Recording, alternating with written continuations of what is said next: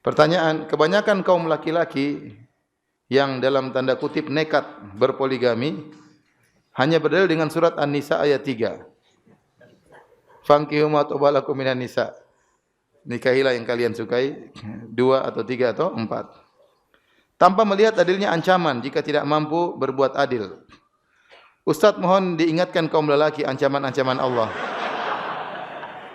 jika mereka tidak mampu berbuat adil. Ya, dan jelaskan adilnya itu seperti apa agar mereka mengikuti sunnah Rasulullah yang banyak mereka tinggalkan dulu sebelum berpoligami. Syukran jazakallah khairan. Bapak-bapak sudah tahu semua kok. Kalau tidak adil, ya bahaya pada hari kiamat. Man kanat lahum ra'atani famala ila idahu majah yaumal qiyamati wa shikuhu ma'il. Barang siapa yang punya istri 2, kemudian dia condong kepada salah satunya, maka dia akan datang pada hari kiamat dibangkit dalam kondisi badannya miring. Ini suatu penghinaan bagi dia. Bayangkan di depan teman-teman, di depan jamaah Al-Ikhlas, badan miring. Badan miring. Kenapa ente miring? Aduh, saya punya istri 2. Oh, istri 2 kirain cuma 1. Satunya saya sembunyikan. Kemudian badan miring. Nah, ini memalukan. Itu bentuk Allah memalukan dia pada hari kiamat kelak. Ya. Bagaimana nasib orang yang badannya miring? Ya. Berjalan di padang mahsyar dalam kondisi badannya apa? Miring. Itu suatu kehinaan bagi orang tersebut. Maka para lelaki kalau ingin poligami harus tahu bahwasanya dia harus adil. Oleh karena sebagian ulama seperti dari ulama mazhab Hambali mengatakan poligami hukumnya makruh. Kenapa? Karena kekhawatiran orang tidak adil. Tapi yang benar poligami hukumnya sunnah bagi orang yang bisa adil. Tapi kalau seorang tidak adil maka terjerumus dalam kemakruhan atau terjerumus dalam keharaman. Oleh karenanya tidak adil dalam poligami dosa besar. Tidak adil dalam poligami dosa besar. Karena di antara definisi dosa besar adalah diancam dengan ancaman khusus. Dan Nabi telah menyebutkan secara spesifik, secara khusus bahwasanya orang yang tidak adil dalam poligami badannya miring. Berarti orang yang tidak adil tatkala berpoligami dia telah melakukan dosa apa? Dosa besar. Baik. Apa keadilan yang dituntut? Tentunya yang terbaik adalah keadilan dalam segala hal. Ibnu Qudamah menyebutkan Nabi SAW adil dalam segala hal, ya, dalam segala hal terhadap istri-istrinya. Tetapi sebenarnya mengatakan yang wajib untuk adil adalah perkara-perkara yang primer, ya. Artinya apa? Yang penting dia menyediakan rumah bagi istrinya. Dia satunya butuh kendaraan, satunya butuh kendaraan, dua-duanya juga dipenuhi, ya. Ya. Adapun yang lebih daripada kebutuhan primer, ya, bisa jadi berbeda. Ini pendapat sebagian ulama. Cuma saya katakan lebih hati-hati kalau bisa disamakan dalam segala hal. Adapun rasa cinta, maka itu tidak bisa adil. Ya. Tetapi yang zahir seperti jatah nginap, ya, memesrai seluruhnya, maka itu harus adil. Adapun rasa cinta, maka seorang tidak bisa adil. Kata Nabi SAW, Allahumma hadza qasmi fima amlik fala talumni fima tamlik wala amlik. Ya Allah, inilah pembagianku yang aku mampu, aku bisa bagi terhadap istriku jatah nginap dan yang lainnya, masalah nafkah. Maka jangan engkau cela aku pada perkara yang engkau kuasai dan aku tidak kuasai. Maksudnya masalah cinta. Nabi tidak bisa adil dalam mencintai. Nabi lebih cinta kepada siapa?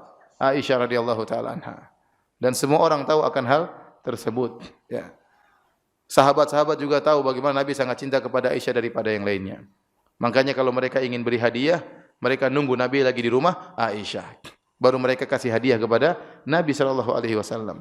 Sampai istri-istri Nabi yang lain mengeluh kepada Nabi. Mereka ngirim Ummu Salamah untuk berbicara dengan Nabi. Ya Rasulullah, sampaikan kepada para sahabat, kalau mau kasih hadiah, jangan tunggu Anda lagi di rumah Aisyah. Dimanapun anda berada di rumah yang lainnya kasih hadiah. Ya.